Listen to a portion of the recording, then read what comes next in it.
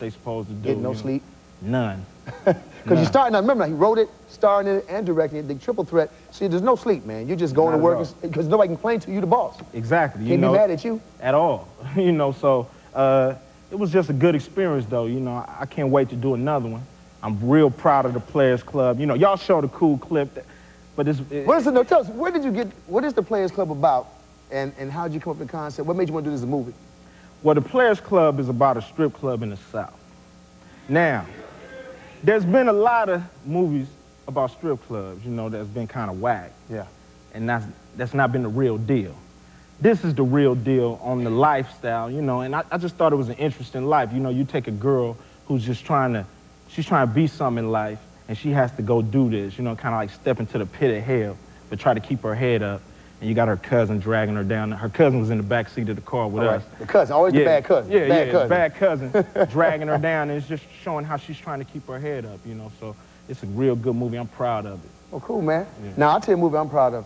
Boyz in the Hood. If anything, she got an Oscar. I'm saying, Boyz, that is my coolie high for the 80s and 90s, man. Matter of fact, I like to show a clip for those of you who I don't know where you've been if you haven't seen this movie, Boyz in the Hood. I love this movie, man. Yeah. Can you show the clip from Boyz in the Hood?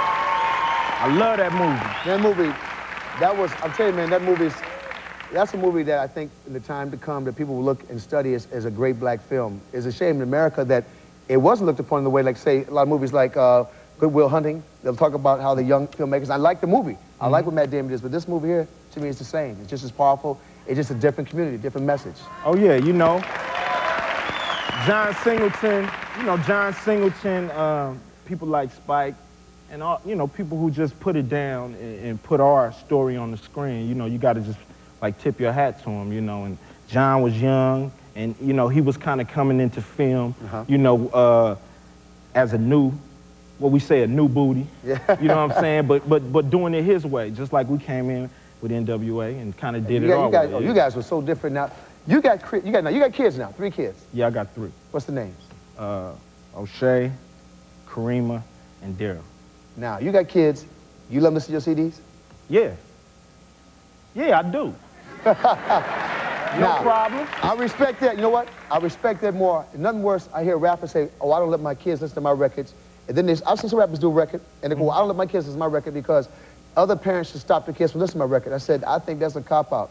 I dig the fact that if you put the records out and you got your kids listening, it means you're not fronting it. You're doing the real thing with your music. You believe what you're doing. You know what?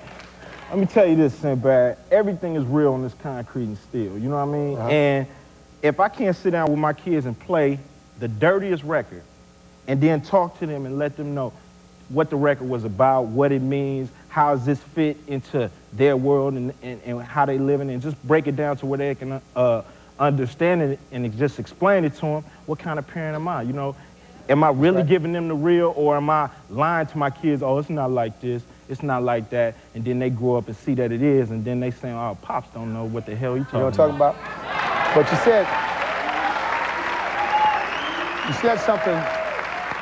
said something that was so important. You sit down with your kids and explain it. I think a lot of folks look at rap records. A lot of parents don't even know what the rap is. I think it's the parents listen to the rap records.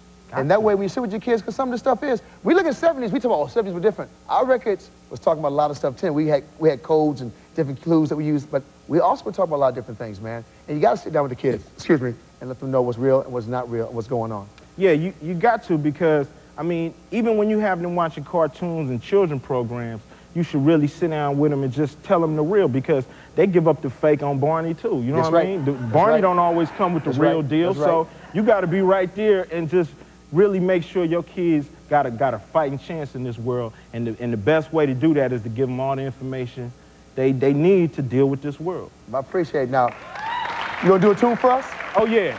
Now we got clubbing? This clubbing. This off the new record label, right? Yeah, the new record label. New record label, Heavyweight Records. Heavyweight Records is a record label I started with a guy named Terry Carter from Inglewood. Al, you from the wood, like my man Mac 10. All right. Al Cafaro and John McClain over at A&M is kind of like making a commitment. He's John McClain. Yeah, he's making a commitment to black music again over at A&M. So, you know, we kind of using our brains, their dollars, and we're going to see what we can come up with. All right. Well, we're going to be right back with more Ice Cube. We be clubbing, y'all.